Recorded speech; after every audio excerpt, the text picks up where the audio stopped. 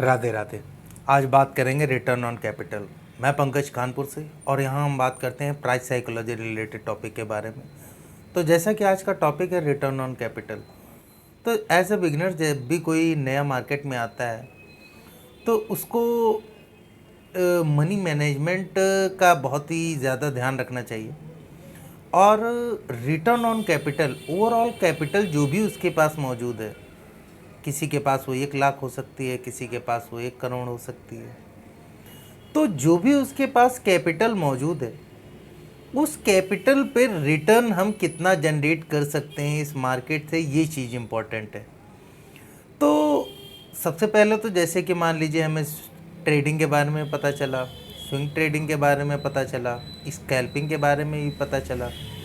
तो किसी भी चीज़ को जानने के बाद या नई कोई चीज़ आपके सामने आई है तो आप जब तक उसमें अच्छी तरीके से जान ना लें, उस चीज़ को समझ ना लें, अनुभव ना ले लें उसका, और उसके पीछे की सारी गणित को ना समझने लगें, तब तक उसमें आंख बंद करके ना तो विश्वास करना है और ना ही अंदर जाना है उसके।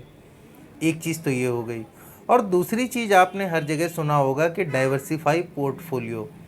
तो जब भी आपको अपना पोर्टफोलियो बनाना है तो अपने पोर्टफोलियो को डाइवर्सिफाई रखना है। इन्वेस्टिंग में अगर आप स्विंग ट्रेडिंग करते हैं तो स्विंग ट्रेडिंग, और इंट्राडे करते हैं तो इंट्राडे ट्रेडिंग में जो कैपिटल यूज़ होगा वो आपकी ओवरऑल कैपिटल का कुछ परसेंटेज ही होगा। पूरी कैपिटल से आप ट्रेडिंग नहीं करेंगे, ना तो स्विंग ट्रेडिंग करेंगे ना तो ट्रेडिंग या स्कैल्पिंग करेंगे, तो आप कुछ परसेंटेज से ही करेंगे इसको। उसके बाद जब हम इन्वेस्टिंग की बात कर रहे हैं तो इन्वेस्टिंग में आपका हर जगह पोर्टफोलियो डाइवर्सिफाई होना चाहिए। म्यूचुअल फंड्स हो गए, अलग अलग सेक्टर हो गए, और स्टॉक्स में अगर आप इन्वेस्ट कर रहे हैं तो स्टॉक में भी किसी पर्टिकुलर स्टॉक में बहुत ज़्यादा एलोकेशन नहीं करना है, डाइवर्सिफाई रखना है सेक्टर के हिसाब से। तो इन सारे सेक्टर के हिसाब से और सारी ट्रेडिंग के हिसाब से जब हम अपनी मनी को, अपने पैसे को डाइवर्सिफाई करेंगे तो हमें जो रिटर्न चाहिए इस मार्केट से, भाई अगर हम एफडी में इन्वेस्ट करते हैं तो आजकल जो रिटर्न हो गया है बहुत कम हो गया है, तो उसके कंपैरिजन में अगर उसका डबल मतलब 12 से 15% का भी रिटर्न हम जनरेट कर लेते हैं मार्केट से, तो वो मोर देन इनफ है।